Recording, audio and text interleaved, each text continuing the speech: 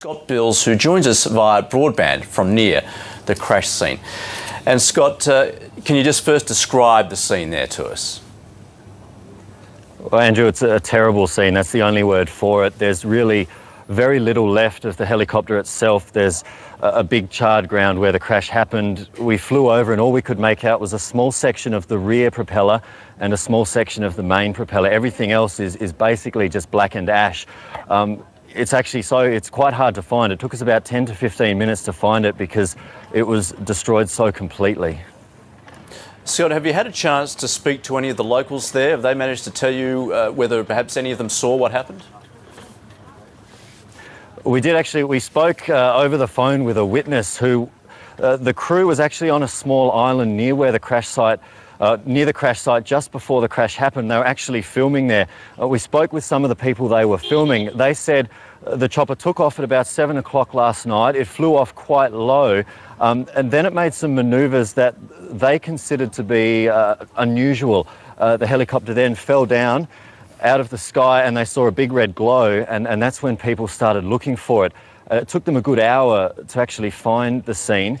They said when they got there, the helicopter itself was engulfed in flames, and it was very clear at that stage that no one could have survived. And I gather a team of air safety investigators and, of course, the South Australian Police are on the site there. There are a few people on the site. It's an incredibly remote location. It took us about 40 minutes to fly there from the nearest town. And then a further 10, 15 minutes just to find the site. So it's taking emergency crews a long time to get here.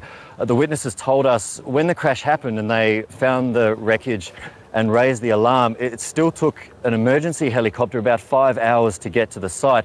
So we imagine that emergency crews are going to be on site for several days. It's an incredibly remote location. You can only get there by helicopter or by boat, but it still takes an hour from the shore to get to the site. So we don't expect anything to really progress in the next few days with any speed.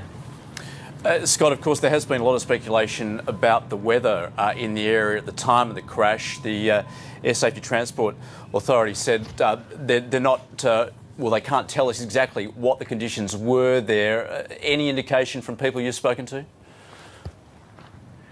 Well, we've heard that it was quite windy, but nothing that would, I guess, lead to such a catastrophic crash. We've spoken to some other pilots and they said the weather in the surrounding area was fine and okay for flying, but around Lake Eyre it can be quite localised, so we don't know exactly.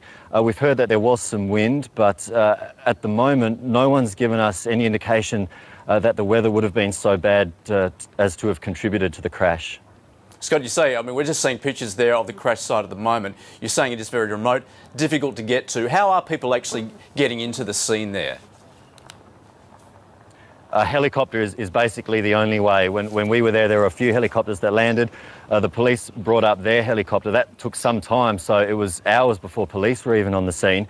It really is in an area of just remote sand dunes right near the edge of Lake Eyre towards a river inlet as it comes in, but very inhospitable terrain. You could not land a plane there. Helicopter is the only way that you could get to that crash site.